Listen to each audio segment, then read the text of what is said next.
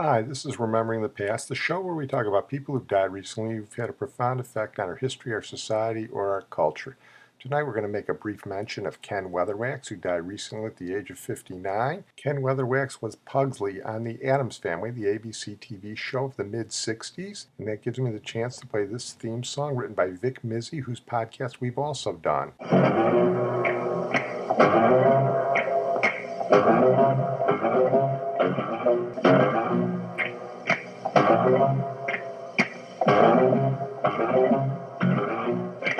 The creepy and the kooky, mysterious and spooky, they're all together ooky, the Addams Family.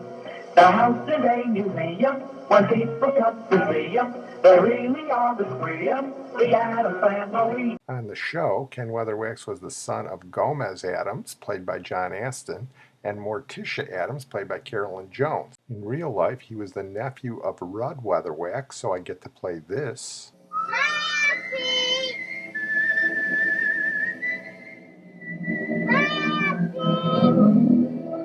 Starring June Lockhart, Hugh Riley, John Provost as Timmy, and, of course, Lassie. Rudd Weatherwax was the trainer of Lassie, and Ken Weatherwax was also the nephew of this famous person. Come and meet those dancing feet. On the avenue, I'm taking you to 42nd Street. Here's a beat of dancing feet. It's the song I love, the melody of 42nd Street. Little nifties from the 50s, innocent and sweet. Sexy ladies from the 80s who are indiscreet. Of course, that's Ruby Keeler from 42nd Street, the classic 30s musical. So Ken Weatherwax had a pretty good pedigree. We're going to move on now to Willy Burgdorfer, who died recently at the age of 89. Willy Burgdorfer was a medical entomologist. His specialty was studying deer ticks to find out how they spread disease.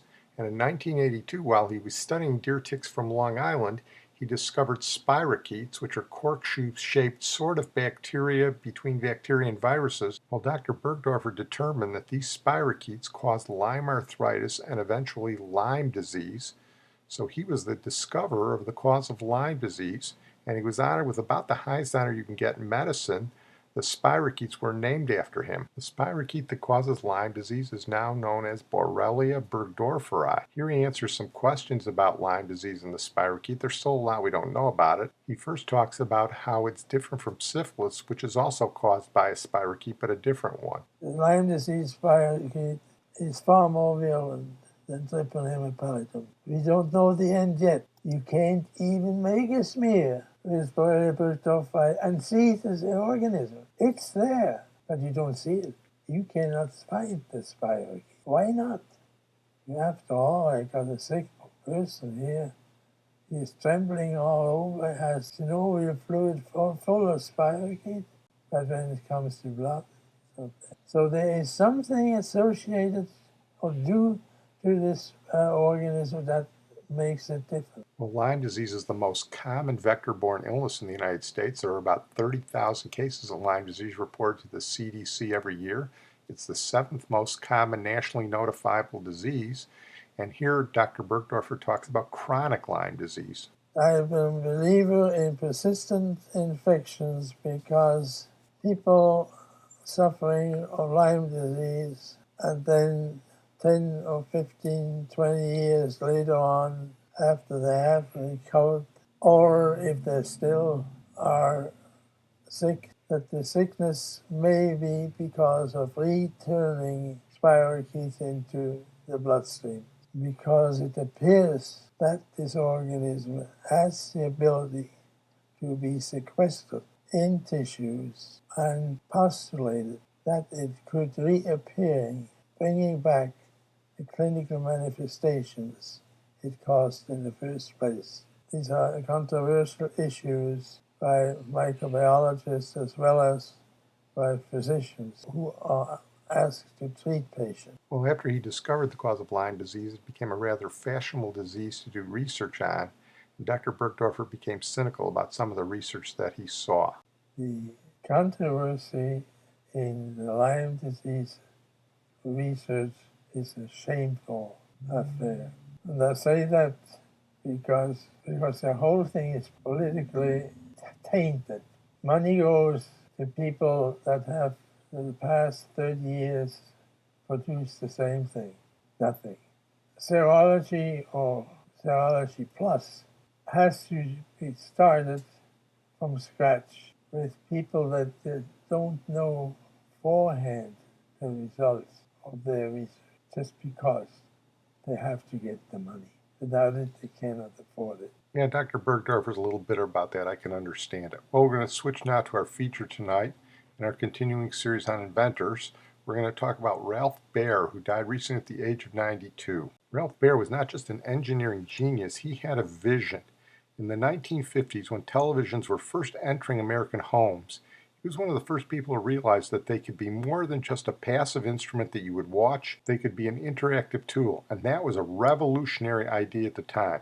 It took him about 10 years, and while he was working for the military contractor Sanders, he developed the first video console box, which was the precursor to video games. He didn't invent the first video game. That distinction probably goes to William Higginbottom of the Brookhaven National Laboratory, who created the Tennis for Two video game in 1958. But without Rudolf Baer's console box, it never would have taken off. Here's a report on Rudolf Baer from the Smithsonian Channel. A man named Nolan Bushnell developed Atari, and he's the one who was responsible for Pong and all the arcade games, the things that really took off and made a big splash in the public. But before there was Nolan Bushnell, there was a man named Rudolf Baer. And he had the idea for making video games before something like Atari came into being.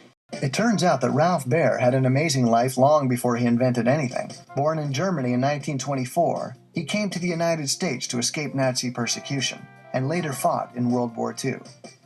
Before going to work in the defense industry, he studied television in college and developed a fascination with this brand new technology. He looked at the fact that everybody had a television in their home, and a television would only do one thing: would play material that was broadcast. But could you do something else with TV? Maybe we could play a game. He was literally thinking outside the box. And what we've built, we call the all-purpose box. Baer started working on ways to interact with TVs with funding from his employer. And between 1966 and 68, he built the prototypes that would become the basis for all home video game systems that followed. He developed what he called the brown box. We love it, the fact that he took contact paper and put it all around this to make it look like a device. But the brown box is a real important historical artifact. Here, there's the two consoles. It looks like a glorified cigar box, but this prototype laid the foundation for a video game industry that now tops $25 billion in worldwide sales each year. And the really wonderful thing is he had these programmed cards, so this could play many different games. Here's volleyball, for example. We have one for ping pong. And you can see inside that this is a solid-state device. It's got transistors and so on, but it's not yet an integrated circuit. Today, if you open up a video game, you can't really see the wiring. Ralph never saw much of the $100 million in royalties collected from the makers of Pong and other early video games. He invented the brown box while still working for a defense contractor, so they held the rights to all his patents. As he tells here, Magnavox finally bought into the idea, and he wasn't happy with the way Magnavox handled it. He thought they charged too much money. They didn't promote it enough. Magnavox Odyssey sold about 330,000. But where they made a lot of money was in these lawsuits that kept going back and forth between Magnavox, Atari, and Nintendo.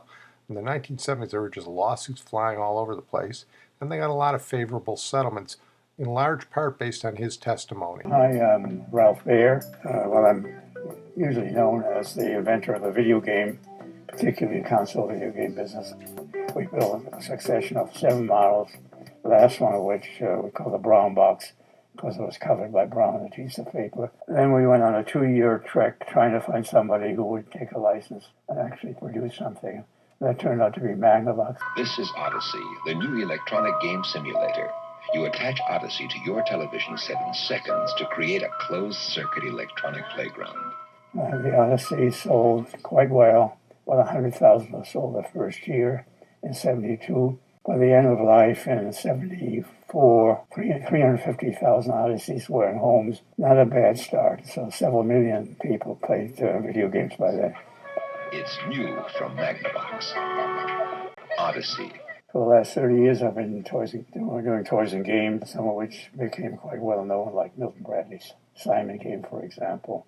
By and large, I'm in the same boat as other inventors. We come up with a lot of stuff. Spend a lot of time developing and building things, marketing them. And if we're lucky, out of 10 or 15 items we do a year, maybe 1 or 2 of them wind up with a licensing agreement.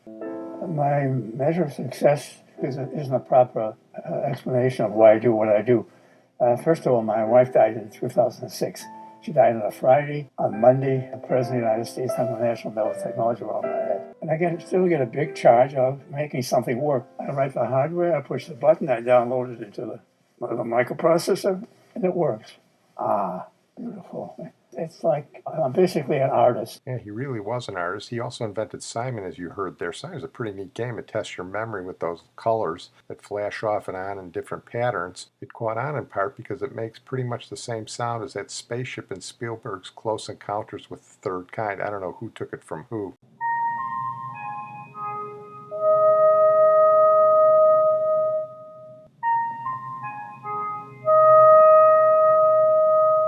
Another thing that Rudolf Baer doesn't get credit for in the obituaries, and again, it was another visionary thing that he did. And again, in the same vein as if you could interact with the television, well, you could buy products from the television. And he was one of the ones who came up with the idea that was sort of the precursor to the home shopping network. This is in 1966. I'd like to enable the public to buy the things they want to buy on impulse in a more facile manner.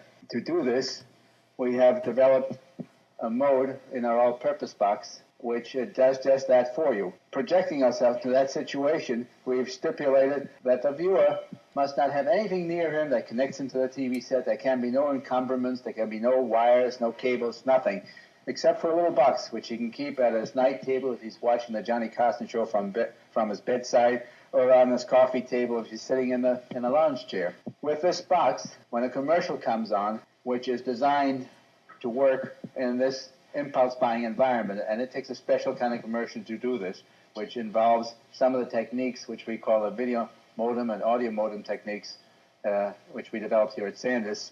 When this commercial comes on and he feels inclined to record the commercial so that he can eventually play it into a telephone set, order the goods semi-automatically, all he does is pick up his little box, push the button, a tape recorder starts, the audio message as it comes out of the speaker of the TV set is recorded, certain key elements of the TV advertisement of the commercial will be recorded, the channel on which he is will be recorded, and as a result of that, either that same night or possibly the next morning, the viewer can go back to his TV set, to his all-purpose box, and at this point, if I so decide, I can now order the goods which I decided to, on impulse, to order the night before. So we think that the simplicity with which you can do your ordering consists basically of flicking a switch on a small box, which is unattached, unencumbered, which you can carry in your pocket if you really wanted to, and thereby achieve total recall of what you thought you wanted the night before, make it extremely painless and totally mechanical to do the ordering. I think that's a powerful weapon which, in the hands of a credit company such as the Bank of America operation, should lead to a very successful combination of CATV, advertising, and impulse buying. I'm going to close on that note. I want to thank my producer, Sid Tepps. We're going to close with Bobby Keys, who died recently at the age of 70. He was a saxophonist. He played with the Rolling Stones on their stuff from the late 60s and early 70s. All the obits talked about how he played on Exile and Main Street. He did the sax solo in Brown Sugar, but what I like about him was he became close friends with Keith Richards. They were born on the same day, and they partied together, and they became good musician buddies. So we're going to close with him and Keith Richards playing together. Keith Richards is a great musician. He's playing piano here. And we're not going to close with rock and roll, but with Hoagy Carmichael. I think this is our third Hoagy Carmichael close. Keith Richards playing piano, Bobby Keys playing saxophone on Hoagy Carmichael's The Nearness of You.